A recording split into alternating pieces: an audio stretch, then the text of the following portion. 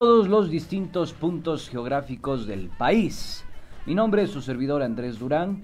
Recordarles, por supuesto, que usted nos puede sintonizar por la 95.3 en la capital de los ecuatorianos y la 94.5 en el noroccidente de la provincia de Pichincha. Esto, 7F Plus, la otra política, sin más preludios y preámbulos, conmigo, la Sofi Montoya. ¿Cómo estás, Sofi? ¿Cómo está? Muy buenos días, mi querido Andrés, amigos y amigas. Qué gusto poder acompañarles en esta mañana. Estamos en martes, hoy es 20 de julio de 2021. Sí, me suele pasar también muy a menudo, pero bueno, eso significa que disfrutamos el día a día y lo aprovechamos al máximo. Son las 9 de la mañana con 10 minutos. Estamos con ustedes a través de Pichincha Comunicaciones y el día de hoy tenemos un programa que ha recogido muchísimos testimonios, así es que les pedimos que estén con nosotros hasta las 10 en punto. Vamos a hablar acerca de los pacientes con enfermedades raras y catastróficas que están en este momento lastimosamente a la deriva. Hay pues muchísimas historias que son conmovedoras y que nos muestran la realidad del país en este tema en específico, así es que eso lo vamos a abordar en nuestro tema del día de hoy. Pero vamos a empezar con el pajarito azul, vamos a empezar con nuestro segmento ¿Qué dice Larry?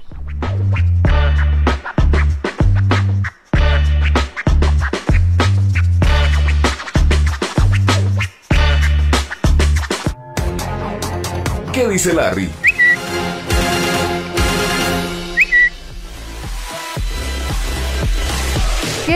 ¿Qué dice Larry? Bueno, vamos a empezar con este primer tuit que dice y hace referencia a la afirmación de la ministra de Salud, Jimena Garzón, que informa que existen 30 casos de la variante Delta en el país, 2 de ellos se encuentran en la ciudad de Quito, y vamos a escuchar qué fue lo que dijo el día de ayer en horas de la tarde.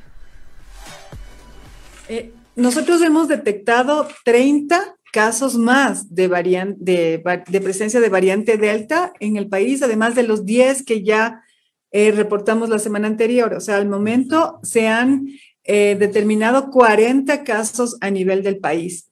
De estos 30 nuevos, 26 se encuentran en la provincia del Oro. Uno de ellos, contacto de uno de los casos anteriores reportados anteriormente. Y los otros, pues, han sido detectados tempranamente gracias a esta vigilancia epidemiológica activa que estamos realizando. 26 en el Oro. 2 en Quito.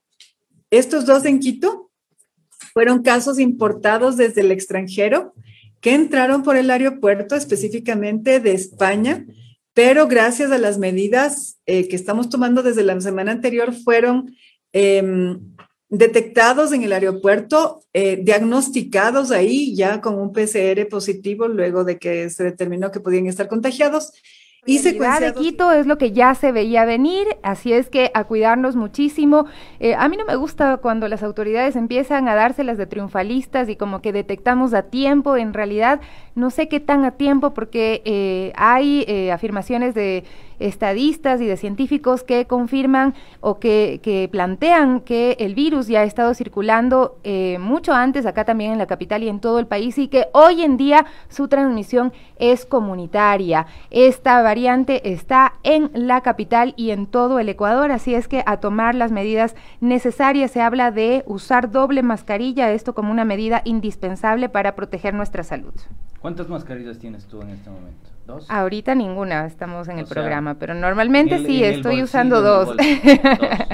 2 mascarillas, sí, una quirúrgica y una de tela. Perfecto. La que se ve bonita y la quirúrgica por debajo. Ya, está bien, perfecto. Entonces, pongan atención con esos tips, con esas recomendaciones tan necesarias para poder enfrentar esta sindemia. Recuerden, ya existen casos confirmados acá en la ciudad de Quito, lo dijo la ministra de Salud, y pues bueno, a tomar todos los protocolos de bioseguridad en consideración, porque es necesario que proteja su salud y la de su familia. ¿Qué más tenemos, Sofi? Bueno, el tema de ayer, la novela que parece que ya se termina, aunque como en Netflix le alargan una temporada más. Bueno, pronunciamiento de Santiago Guarderas tras firmar la resolución con la cual asume la alcaldía de Quito. Ha llegado la hora de dar por concluido este penoso capítulo en la historia de la capital, y esto dijo después de firmar el papel ya como alcalde de la ciudad. Pero como todo tiene su fin, Ha llegado la hora de dar por concluido este penoso capítulo en la historia de la capital. Pero al mismo tiempo, ha llegado la hora de pensar en el futuro de Quito, en la contribución que todos podemos hacer para incidir en su recuperación. Pondremos en orden la municipalidad, dispondremos la revisión de los presupuestos y las obras que estén en ejecución y en el plazo más corto posible presentaremos al Consejo y a la ciudad el proyecto de recuperación y reactivación económica. A ver, nada, solo agregar que consideren lo que dijo recientemente el doctor arquitecto Fernando Carrión. La ciudad está completamente abandonada, en una total acefalía. El rediseño institucional impulsado en la gestión del señor Rodas va a caldear mucho más los ánimos y disputas políticas a lo interno de la institucionalidad del Distrito Metropolitano de Quito, del Cabildo. Hay algo clave que mencionó Fernando Carrión, que nosotros lo habíamos abordado ya en este programa, que tiene que ver con el uso del suelo. Uso del suelo, así es. ¿Ya? Póngale atención y cuidado con la captura de la decisión estatal, concepto clave para entender lo que ha suscitado en los últimos años en la capital y también en el país, porque hay grupos económicos y empresas que se apoderaron de la política pública en el Ecuador, así como en la alcaldía. Así que bueno, a ponerle muchísima atención y cuidado. Para mí este culebrón no ha terminado, recién empieza, es su segundo capítulo y vamos quizá a entrar a una segunda temporada. Mi apreciación personal en función de todo lo que hemos visto, esto es muy personal, me parece que esto podría dirimirse con las próximas elecciones seccionales. Bueno, la verdad es que yo también tengo mis reservas sobre lo que pueda pasar en la capital. Ojalá el remedio no sea peor que la enfermedad. Santiago Guarderas ya asume como alcalde de la capital, pero en un escenario bastante complejo y también con muy poca legitimidad, porque él no ganó las elecciones. Y bueno, recordemos que la vicealcaldía, y esto lo repito, debió haberla tomado una mujer para respetar la paridad que está exigida a través de las normativas ecuatorianas. Pero en todo caso, eso ya es capítulo pasado. Lo que sí, el señor Jorge Yunda Machado, después de lo que ocurrió, dijo: señor Santiago Guarderas, tenemos el tuit: el incumplimiento de orden legítima de autoridad competente es un delito, existe una acción de protección que evidenció la vulneración de mis derechos, esto aún está por resolverse en la Corte Provincial de Justicia. Y más temprano también había hecho mención a que existe esta sentencia constitucional que dejó sin efecto el informe de la comisión de mesa y sin motivaciones la resolución de remoción, lo que ocasiona su nulidad. Estamos en un estado constitucional de derecho y justicia. El viernes se pronunciará la Corte Provincial y acataré, fue lo que dijo Jorge Yunda Machado en el momento en que estaba asumiendo el poder ya Santiago Guarderas en el municipio capitalino. Permíteme, interpretar esto, porque creo que aquí hay una papaya que no se ha dilucidado del todo. ¿Por qué razón? Resulta que la convocatoria que hace Guarderas va a ser para el día viernes, aunque él ya ha dicho y ya se ha posesionado y ha pedido las claves al Banco Central del Ecuador y etcétera, etcétera, ¿no? Ya ha dicho que se termina esta novela, este lamentable episodio de la historia de la capital. Sin embargo, se va a sesionar el día viernes, y el día viernes va a existir un pronunciamiento por parte de la Corte Provincial. No es un dato menor, porque se va a ratificar estas medidas de amparo que ha pedido o ha exigido, medidas de protección que ha exigido el señor Jorge Yunda Machado. Entonces, todavía no es que termina, me da la sensación, por eso me parece a mí que también Guarderas da la posibilidad de que se sesione el día viernes. Es decir, que el día viernes tendremos un panorama con mayor claridad de lo que va a suceder en la capital de los ecuatorianos. Una ciudad que lleva en completo abandono cerca de 8 años. Yo no tengo empacho en decirlo, ni prurito, no tengo ningún tipo de recelo. 8 años completamente abandonada la ciudad de Quito. Así que bueno, vamos a esperar. Y se nota porque la capital y los ciudadanos que habitamos en esta bellísima ciudad, pues vemos las consecuencias y se siente ese abandono. Son las 9:19, vamos a seguir con nuestro programa, tenemos más temas en ¿Qué dice Larry? Pedro Brieger, un periodista argentino, dice, me ayudan, me gustaría saber en cuántos medios de comunicación informaron sobre la masacre número 53 en Colombia en lo que va del año.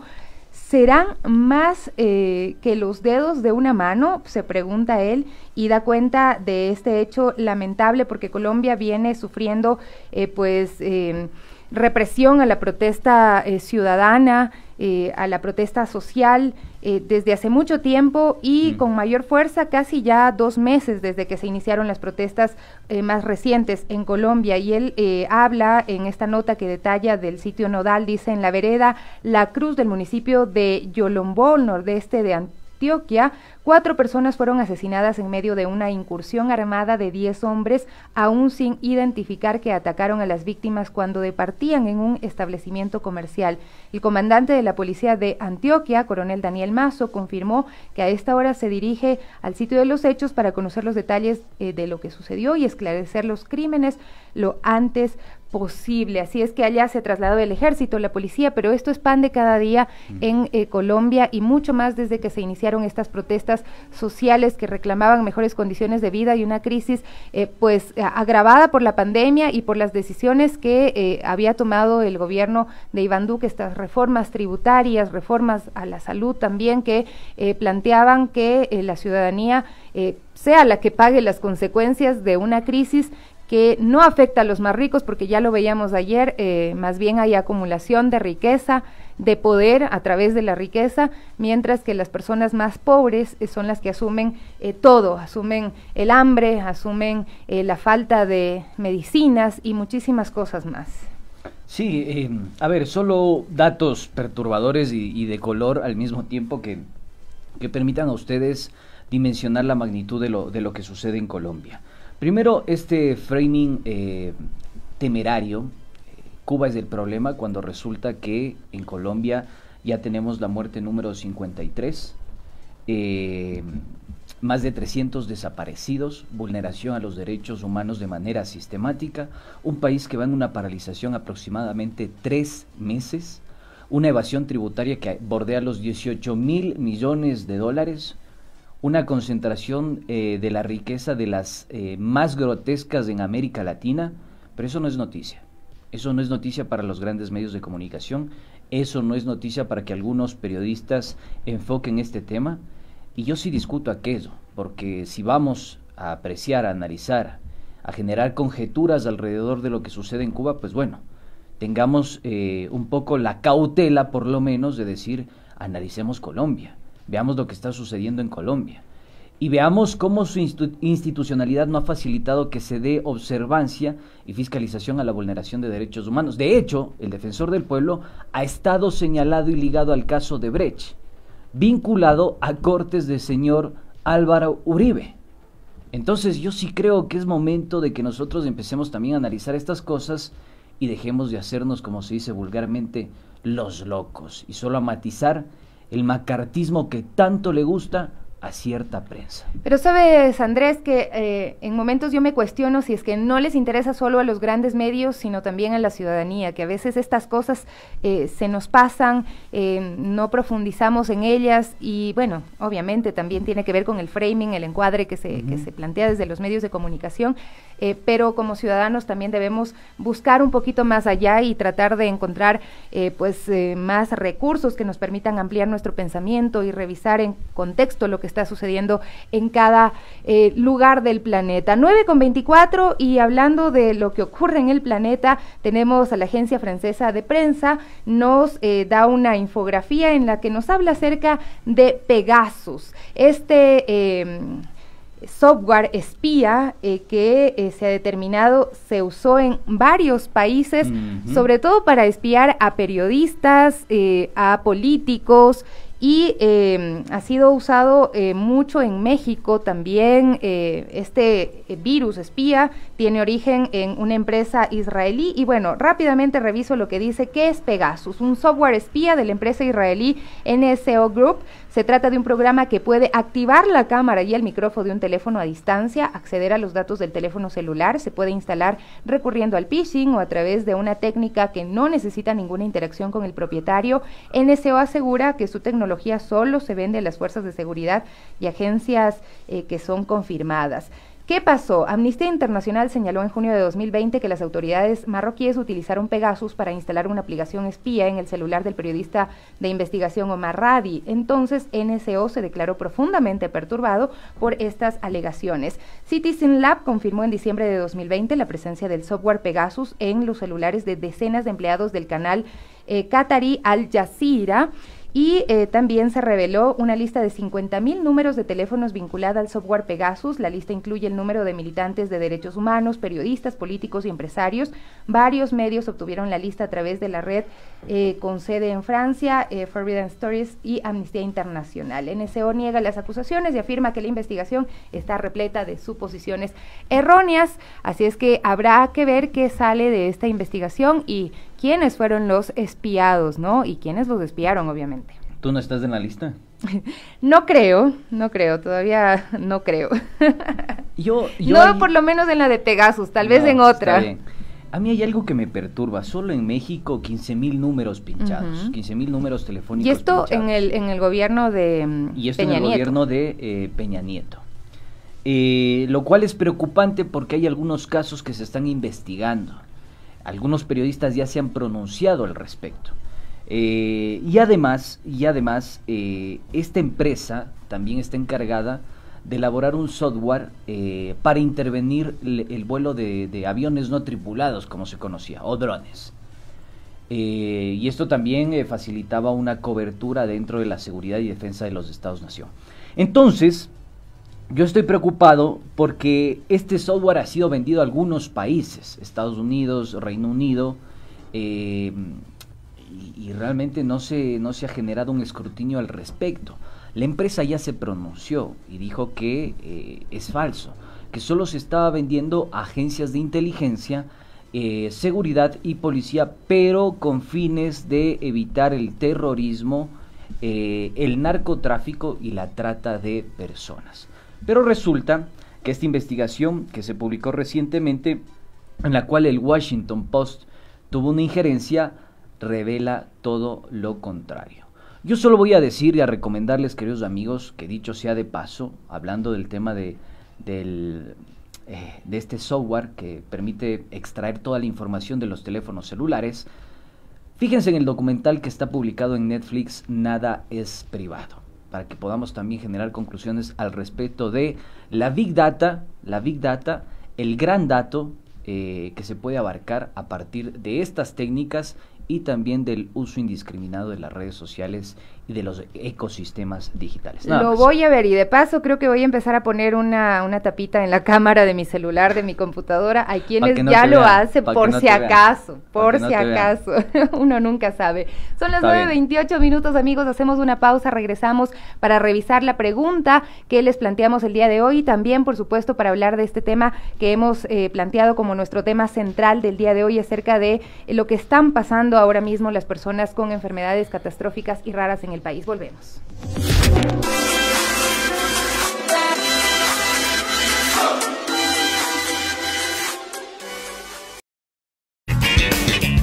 ¿Qué opinas de...?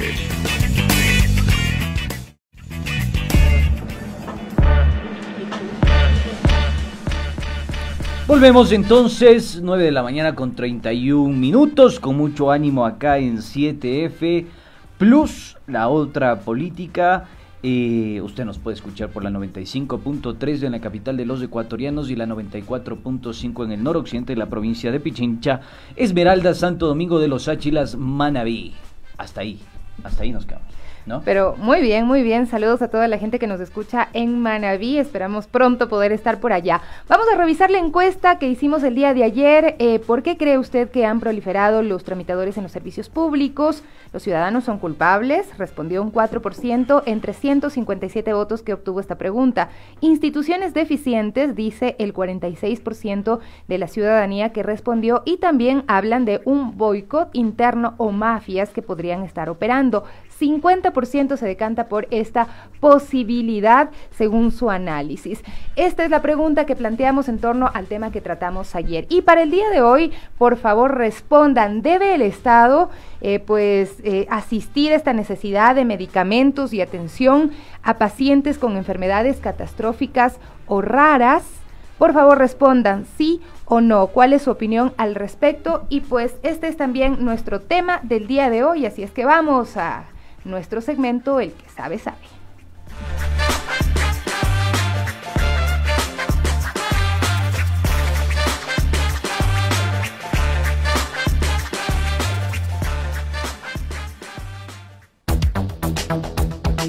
El que sabe, sabe.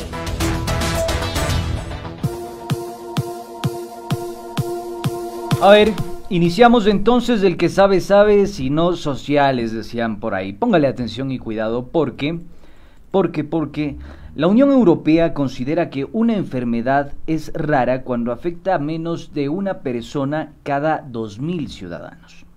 Las enfermedades raras afectan en la actualidad entre el 3.5% y el 5.9% de la población mundial, que se estima en 30 millones de personas en Europa y 300 millones de personas en todo el mundo. Esto es importante tomarlo en cuenta. ¿Por qué razón? Sobre 8 enfermedades raras relativamente comunes en Europa, se mostró que el 25% de los pacientes esperaban entre 5 y 30 años para obtener un diagnóstico, y durante ese tiempo el 40% recibieron un diagnóstico incorrecto. Esta situación también golpea en el Ecuador y es importante hablar de aquello, porque hoy que se está discutiendo una presunta privatización de la seguridad social, hay algunos personajes y actores políticos un poco desubicados en la línea del tiempo, piensan que estamos 200 años atrás y consideran que este grupo poblacional debería salir de el espectro de afiliación de la seguridad social. Póngale atención y cuidado porque hay más de 6.000 enfermedades raras, crónicas, progresivas, degenerativas, discapacitantes y con frecuencia potencialmente mortal. Debido a la rareza de la enfermedad individual y a las poblaciones dispersas, la experiencia y la información son muy escasas, incluso en Europa. Sin embargo, la Organización Mundial de la Salud se ha pronunciado al respecto y aboga porque existan sistemas de salud universales que cada vez acaparen más a la población, la resguardan, las protejan y puedan generar esto, que es un derecho humano. Así es, y hay que decir que acá en el Ecuador se logró determinar que el 30% de las discapacidades que se producen tienen que ver con enfermedades genéticas, ¿no? Con condiciones genéticas. Esto según datos que me comentaba el día de ayer el genetista César Pacimiño, con quien había conversado sobre el tema, y manifestaba que efectivamente no hay muchos datos en nuestro país, pero sí se sabe que hay enfermedades heredofamiliares, unas 30.000 enfermedades de este tipo, enfermedades que tienen que ver con defectos congénitos, unas 7.800, y enfermedades congénitas múltiples, unas 1.400.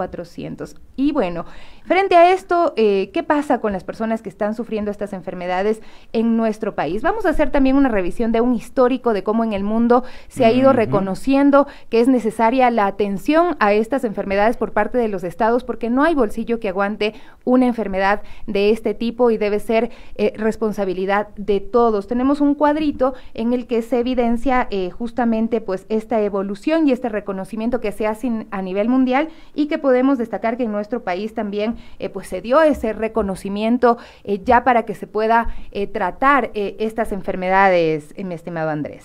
Efectivamente, póngale atención y cuidado porque ahí aparece en pantalla la línea de tiempo, la secuencia, el path depends, que es importantísimo que usted lo analice para que tome en cuenta. A ver, la evolución de la lucha de estas personas inicia en 1983 con la sanción de la primera ley de medicamentos huérfanos en Estados Unidos, ¿ya?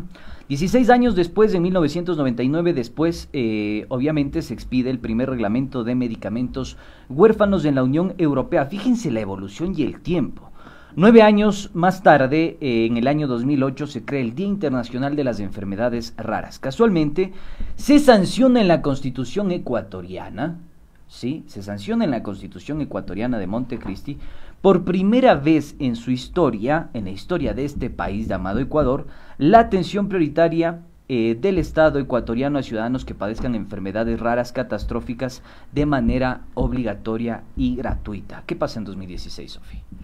Vamos a 2016, pues 8 años después se crea el primer comité para enfermedades raras en una reunión de alto nivel en la ONU, y en marzo de 2017 se hace el lanzamiento de las redes europeas de referencia.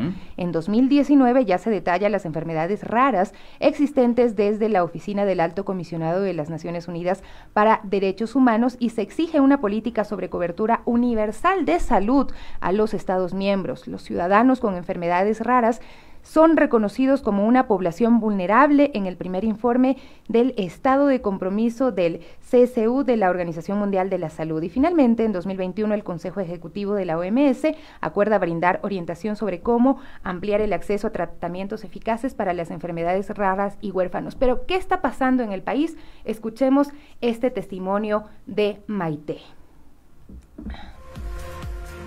Soy paciente de cáncer de mama. Hace 3 meses tengo unos dolores insoportables del brazo derecho, en la cual no tengo ni medicamentos. ¿Cree usted que yo puedo soportar hasta la fecha que me dieron de febrero 22? Hablo por todas las personas que tienen cáncer de mama. Señora ministra, señor vicepresidente, a quien me corresponda, por favor, ayúdenos a conseguir la medicina y la atención médica. Lamentable esta situación, es la situación un poco generalizada entre los pacientes oncológicos. Ojo, que ellos son miembros de las enfermedades catastróficas, así no raras. Hay 2 clasificaciones dentro del Ministerio de Salud. Solo se han incluido a 106 enfermedades entre catastróficas y raras, pero recordemos que en el mundo se han contabilizado aproximadamente 7.000 enfermedades raras. Pero póngale atención y cuidado, porque ya metiéndonos al territorio nacional, el último estudio realizado en el año 2016 por la misión Manuela Espejo determinó que en el Ecuador existen aproximadamente 3.500 personas que padecen algún tipo de enfermedad rara, mientras que solo en el 2020 se registraron 28.000 nuevos casos de personas con cáncer que también entrarían en este grupo. Como es el caso de Maite, por ejemplo. Y mire lo que está sucediendo con las personas que sufren estas enfermedades catastróficas en el país. En el siguiente video vamos a ver a Jóvenes contra el Cáncer, esta fundación que opera a nivel nacional, liderada por Gustavo Dávila, recogiendo medicamentos que pues han sido comprados por colectas, por donaciones, para poder darles a los pacientes oncológicos. Hoy es un día en el cual guerreros están recopilando todo lo que es medicamentos. Debido a la falta de medicamentos en el país, estamos recopilando todo lo que es medicamentos para dar a aquellos pacientes que no tienen medicinas y que necesitan urgentemente. Estamos ingresando toda la información. Esas son las guerreras de Jóvenes contra el Cáncer. Ahí están recogiendo tramal, parches de morfina, ondansetron, el filgastrin y otros más, morfina temodal, entre otros medicamentos que son urgentes porque, como decía Maite, sienten mucho dolor, y esto no está siendo cubierto por el Estado, por el Ministerio de Salud Pública, tanto como por el IES. Ayer también en redes sociales me escribió una madre de un paciente que vive con cáncer y que manifiesta que en el hospital no le están proveyendo de esta medicación que es tan necesaria. Pero ¿qué dice nuestra Constitución al respecto? El artículo 35 de la Constitución de la República establece que quienes adolezcan de condiciones catastróficas catastróficas o de alta complejidad recibirán atención prioritaria y especializada en los ámbitos público y privado, mientras que el artículo 50 de la Constitución determina que el Estado garantizará a toda persona que sufra de enfermedades catastróficas o de alta complejidad el derecho a la atención especializada y gratuita en todos los niveles. ¿Esto está pasando? Pues no. Ahí también tenemos una carta del señor Gustavo Dávila a el Ministerio de Salud Pública, que es respondida también por el vicepresidente, mandando a que se den estos medicamentos, a que se empiece a abastecer también de estos medicamentos a las clínicas y hospitales del país. Sin embargo, no pasa de ese papel, porque en la realidad ya vemos que lo que ocurre lastimosamente es que tienen que estar haciendo colectas para poder comprar estos medicamentos, y eso es muy lamentable porque esta es una situación que se ha venido deteriorando en los últimos años. No era lo que estaba sucediendo antes. Tenemos desde el anterior gobierno un deterioro total en el tema de entrega de medicamentos en el país, y pues precisamente tenemos otro testimonio de María de Luna, madre de una paciente que tiene una enfermedad rara. Mientras viva, seré la vocera de alguien que no puede expresar y reclamar sus derechos. Soy María de Luna, madre de Génesis Tenelema, adolescente diagnosticada el síndrome de Lennon-Gastaut, epilepsia de difícil control, y exijo la compra inmediata de la medicación que tanta falta nos hace. No queremos vivir en el pasado. Hace 14 años compraba la medicación, hoy tengo que volverlo a hacer. Bien, preocupante, pero dijo algo clave para entender la situación del país actual. Hace 14 años tenía que comprar la medicación, dijo la señora. A ver, la única información que tenemos al respecto, que nos ha facilitado la búsqueda especializada en el internet, la consulta bibliográfica, data del año 2013, ¿sí? Que es una norma técnica para determinar cuál era la situación en el país en torno a las enfermedades catastróficas. Y esta norma del año 2013 determina cuáles tienen que ser las condiciones para los usuarios que padecen una enfermedad catastrófica, que incluso establece la atención a ciudadanos beneficiarios de cobertura internacional. Eso es importantísimo tomarlo en cuenta porque nos da una idea de qué modelo teníamos, qué modelo tenemos y hacia qué modelo vamos, ¿ya? Pero tiene una gran limitante porque esta norma del 2013, en el gobierno del expresidente Correa, estableció parámetros para la cobertura de personas o pacientes oncológicos que no puedan ser tratados en el país y que además enfermedades raras que tampoco puedan ser tratadas en el país. Pero tiene un problemita, digamos, ¿sí? En ese año también se establece un sistema de monitoreo y control. Una de las grandes problemáticas que nosotros enfrentamos para preparar este programa es que no existen datos, amigos. Así es. No hay data, no hay big data, no hay estadísticas, no hay censos. Y en el año 2013, con esta normativa, se establece un sistema de monitoreo y control, así como la creación de indicadores específicos, es decir, expedientes, procesos, entrada, salida, tiempos óptimos de respuesta y toda una trazabilidad. Para que ustedes tengan una idea, para aterrizarlo un poco más, esto tiene una gran limitante, que era un gran avance al mismo tiempo, pero también una gran limitante. 2013, cuando a nivel mundial todavía no se creaba una comisión especial en Europa para la investigación de estas enfermedades raras, en 2013 nosotros ya teníamos un sistema diseñado de monitoreo, ¿no? La problemática es que hay cerca de 7.000 enfermedades a nivel mundial y en esa época el ministerio solo consideró a estas enfermedades raras. Todo tipo de malformaciones congénitas de corazón, todo tipo de valvulopatías cardíacas, todo tipo de cáncer, tumor cerebral en cualquier estado y de cualquier tipo, insuficiencia renal crónica, trasplante de órganos, riñón, hígado, médula ósea, secuelas de quemaduras graves, malformaciones cerebrales, síndrome de Kippel, Tremnay y aneurisma tóraco-abdominal, ¿sí? Todas esas enfermedades cubría el sistema de salud pública y el IES para que puedan ser tratadas a nivel internacional, si el Estado y el sistema hospitalario del país no tenía la posibilidad de hacerlo. Adivina, Sofi, queridos amigos, cuánto era el monto que cubría el Estado Nacional para estas personas que padecían estas enfermedades. Lo establece esta normativa técnica del año 2013 del Ministerio de Salud. Así es, el monto, sí, es verdad. Un aproximado de $100,000, así como pasajes, alimentación y transporte del paciente y un acompañante hasta por 60 días. Eso hoy no existe. No existe, es verdad, y se lo da a conocer en los testimonios de los pacientes con enfermedades raras y también catastróficas. Vamos a escuchar qué nos dice César Paz y Miño, médico genetista de la Academia Ecuatoriana de Medicina y la Sociedad Ecuatoriana de Genética Humana al respecto. Bueno, no tenemos una cifra específica de la prevalencia de enfermedades raras.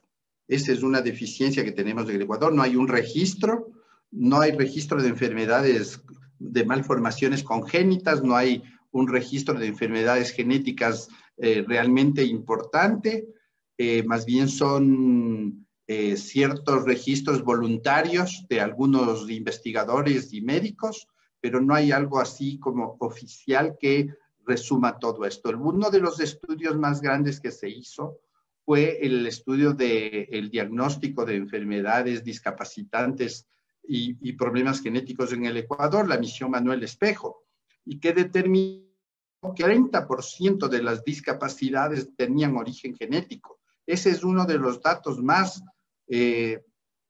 relevantes, que hay una lista de enfermedades raras que constan como las que el Estado tiene prioridad de atención, en la cual quedan afuera miles de miles, porque enfermedades raras son aquellas que afectan al menos a una de cada 20,000 personas.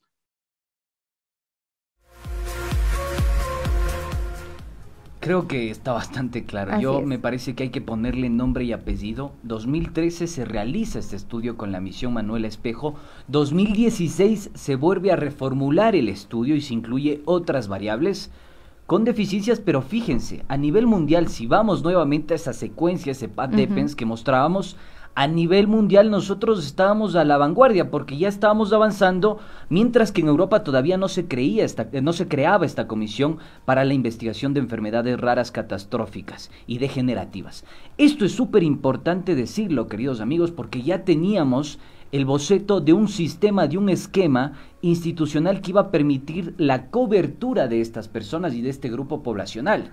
Hoy no existe nada de eso y las personas tienen que estar mendigando medicamentos y haciendo colectas solidarias cuando la Constitución dice que es un derecho constitucional. Y bueno, así también se puede exigir, ¿no? Porque tenemos que la Defensoría del Pueblo ha apoyado solamente el año pasado 3 procesos para exigir medicamentos, porque en plena pandemia tenemos que un juez constitucional falló a favor de 38 personas con insuficiencia renal, enfermedades catastróficas y enfermedades raras o huérfanas, y entregó una acción de protección en contra del Ministerio de Salud Pública y el Instituto Ecuatoriano de Seguridad Social, los derechos de pacientes con esclerosis múltiple, diálisis y tratamientos oncológicos. También en el mes de agosto de 2020 se dio una sentencia de la Corte Constitucional y la Defensoría del Pueblo dispuso dar seguimiento a esto porque se daba cuenta en esta sentencia que la autoridad rectora del Sistema Nacional de Contratación Pública en un plazo de 3 meses debía expedir las normas y adoptar las políticas necesarias para el aprovisionamiento de antirretrovirales en el sistema de salud pública en el país, que tampoco se están distribuyendo con normalidad, y también tenían que hacer una campaña de difusión de las medidas de contingencia y su implementación. Esto se cumple en realidad. Ahí está la Defensoría del Pueblo tratando de hacer seguimiento, sin embargo no es fácil porque no hay respuesta oportuna, y menos con el ministro que estaba en ese entonces, el ministro Ceballos todavía. No, que él priorizó vacunar a su mamita y no hacerse cargo de una política pública que es de gran alcance y de servicio a los ecuatorianos. Así es, y mientras tanto ahí están los pacientes que están pasando por situaciones muy, muy complejas. Tenemos pues también algunas de estas cifras, porque otro tema tema es que en el país, para tratar de prevenir estas enfermedades discapacitantes, se hace el tamizaje neonatal, que también fue una política que se implementó durante el anterior gobierno, pero hay que decirlo, corresponde a una lucha de los padres de niños, por ejemplo, con fenilcetonuria, que venían reclamando durante muchos años que se haga este tamizaje para evitar las enfermedades que sus hijos sufrían. Yo conocí a una mamita de 2 gemelas con fenilcetonuria, una enfermedad en la que si se detectaba a tiempo, se le dejaba de dar proteínas y no hubiesen tenido retardo mental estas pequeñitas. Entonces su mamá se volvió pues una activista y fue parte de este grupo de personas que exigió que se empiece a realizar el tamizaje neonatal, y tenemos precisamente pues que se da a 4 enfermedades son las que se controlan en el país, y tenemos algunos resultados que asimismo son datos que nos ha proporcionado César Paz y Miño sobre las enfermedades que se dan en nuestro país, que tienen este carácter de ser detectadas a través del tamizaje metabólico, que lo realiza desde el 2014 el gobierno de forma masiva, porque antes se lo hacía en el sector privado y era 1% de la población accedía a este tamizaje, solamente se lo hacía de forma privada, y ahora el sector privado da una cobertura de aproximadamente el 82%, y ahí tenemos, por ejemplo, detectados de 459.274 tamizados, se han detectado 38 casos de hiperplasia suprarrenal congénita, 130 de hipotiroidismo congénito, 13 de fenilcetonuria y 7 de galactosemia. Estos son algunos datos que nos proporciona César Párez y Miño. ¿Y qué implica esto? Pues que se pueda actuar a tiempo y se puedan evitar estas enfermedades discapacitantes en los niños que padecen estas enfermedades congénitas. El tamizaje se está realizando en el país, y hay que decirle a las mamitas, tratemos de optar por hacerles lo más pronto posible, porque también hay un dato importante, y es que a veces las mamitas no le hacen este tamizaje a los pequeños, y esto luego puede determinar graves problemas en su vida. Pero entre estas enfermedades raras de las que estamos hablando, también tenemos la atrofia muscular espinal, que es este caso que ha sonado muchísimo en estos días por estas mamitas que han tenido que salir al mundo a decirles, por favor ayúdennos, que este medicamento cuesta más de $2 millones y esto es inalcanzable. Ya 2 niños han muerto esta semana, y tenemos a la mamá de Derek pidiendo también ayuda por parte del Ministerio de Salud Pública. Ella, la madre de Derek, dice que fue bloqueada por la ministra, y tenemos precisamente su testimonio. Le escribimos, le puse: buenos días, señora ministra. ¿Cuántos niños más deben morir con atrofia muscular espinal para que el gobierno nos haga caso y nos ayude a conseguir el medicamento? Soy la madre de Derek, mi hijo también necesita el medicamento y estamos desesperados. Necesitamos hablar con el presidente. Leyó mi mensaje, ahí salen los vistos, no sé si puedan ver. Lo leyó, me salía la foto, ya no me sale la foto. Le escribí, le puse: necesitamos hablar con el presidente, y me bloqueó. O sea, no bien, le... a ver, triste. Es doloroso, triste, a nosotros se nos hace el corazón muy chiquito, y quisiera invitarles a ustedes que vayamos juntos a este segmento de Liberando, porque en todo este contexto que hemos tratado de explicar, desmenuzarlo internacional y nacionalmente, con la política nacional que teníamos, con la política nacional que tenemos ahora y con la política nacional que se vaticina a futuro, es necesario generar conclusiones. Vamos entonces, Carlito, al segmento de Liberando, y les tenemos novedades. Deliberando.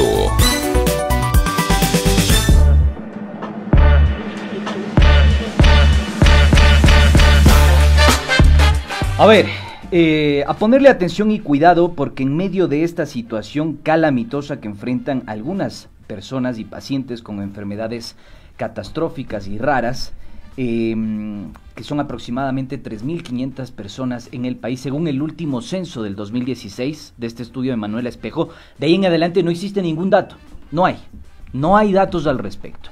Y 28.000 casos, según el IES, de personas en el 2020 con cáncer, nuevos casos con cáncer. y parece que esa es la tendencia a la alza, van a seguir existiendo personas con cáncer. Una política que antes cubría y asistía a los pacientes del IES y ciudadanos ecuatorianos, completamente gratuita, hasta $100,000 en el extranjero, ¿sí? Hoy no existe eso, y a pesar de esta situación calamitosa en la que tienen que mendigar los medicamentos, tenemos el criterio de algunos supuestos activistas y defensores de la seguridad social. Escuchemos lo que nos dijo el señor Henry Llanes, volvemos y comentamos.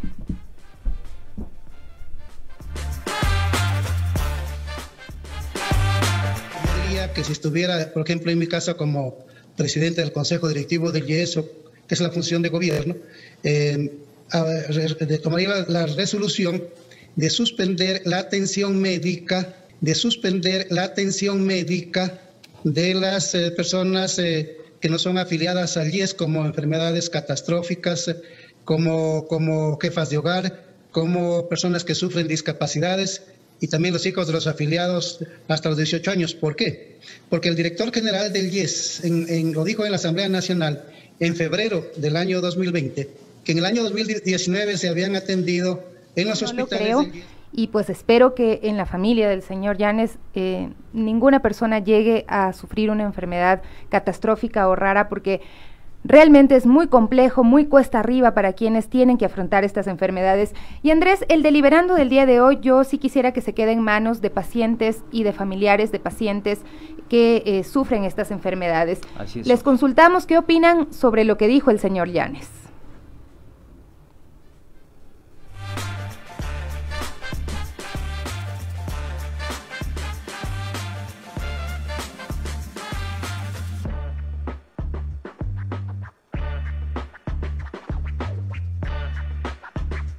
José Medina, de 52 años, cuidador de mi madre de 86, familiar de enferma de cáncer de estómago y de seno. Esta declaración es para rechazar de la manera más contundente la sola idea de privatizar el IES. Hemos escuchado con absoluto dolor las declaraciones del señor Llanes y de algunos periodistas a nivel nacional que tratan de posicionar la idea de privatizar el IES. Que sepan ellos y todos a nivel nacional que los pacientes no lo vamos a permitir, lo vamos a defender hasta con la vida misma. Hay que recordar que el mejor hospital del Ecuador es un hospital público del Seguro Social. No es privado. Tiene la única sala de un acelerador lineal para el cáncer. Y tiene una serie de servicios que ningún hospital privado logra, y de manera gratuita, a sus afiliados y a sus familias. Hay que defenderlo, como hay que defender al IES. Defender al Sistema Nacional de Salud Pública y del Seguro Social implica defender tu vida. Soy Alexis Ponce, defensor de derechos, padre de una niña con discapacidad, padre de otra hija que es hermana cuidadora y esposo de una paciente con cáncer. Mi nombre es Soledad Torres, soy sobreviviente de cáncer. Pertenezco a la Asociación Nacional de Derechos de Pacientes en Riesgo y Familias Vulnerables del Ecuador. No quiero que se privatice el IES porque la salud es un derecho, más la salud pública y más en estos momentos en donde vivimos los efectos de la pandemia.